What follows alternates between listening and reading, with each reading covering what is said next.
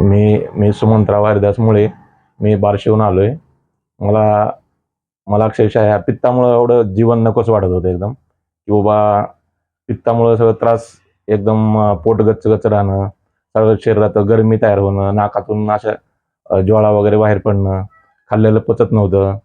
अशा माझी ड्युटी ही 8-8 तास रोटेशन असल्यामुळं नाईट होऊन गेल्यावर तर मला एवढा खूप त्रास होत होता. अक्षरशः जीवन नकोसं झालं होतं. पण मी असंच सोशल मीडियाचा हे वापर करत असल्यामुळं Facebookवर मी प्रमोद लोहार सरांचा, डॉक्टर प्रमोद लोहार सरांचा हे बघितला, व्हिडिओ बघितला.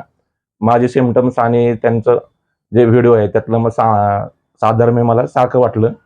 अक्षरशः मी दवाखाने करू कंटाळून गेलो होतो. फार इंजेक्शननंतर माझ्या शरीराची चाळण झाली होती अक्षरशः. पण हे एवढा एक शेवटचा आशेचा किरण मला भेटला. सरांकडे आलो पहिल्या दिवशीच इंजेक्शन आणि गोळ्यानं एकदम म्हणजे चांगला 50% तर एकदम त्याच दिवशी मी क्लिअर झालो.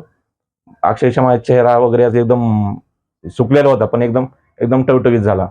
आणि पुन्हा नंतर ह्या 3 दिवसाच्या ट्रीटमेंटमध्ये तर एकदम तंदुरुस्त झालो. खरंच जेवढे म्हणजे एकदम असं भरून आलं की सरांना किंवा माझं एवढं लाईफ एकदम आनंदी केल्याबद्दल. आणि त्यांचे खरंच मी खूप आभार मानतो. धन्यवाद सर. तुम्हाला त्रास काय काय होत होता? त्रास काय व्हायचा पहिला? त्रास मला ॲसिडिटी. पूर्ण काही जरी खाल्लं पचत नव्हतं. सारखं लूज मोशन होणं. लूज मोशन झालं की एकदम विकनेसपणा येत होता. विकनेसपणा आला की पुन्हा सारखं सलाईन भरा. तेवढं तात्पुरतं काही 4-5 दिवस तेवढंच बरं वाटायचं. आणि नंतर पुन्हा हाच त्रास चालू होता. पण इथं आलो आणि इथले जे ट्रीटमेंट मला एकदम म्हणजे एकदम भारी वाटलं एकदम. डॉक्टरांचं सजेशन आहे किंवा आपल्याला दुसरं काही करायचं नाही. दिवसातून 4 लिटर पाणी प्यायचं आणि आपली एक्सरसाइज कंटिन्यू ठेवायची.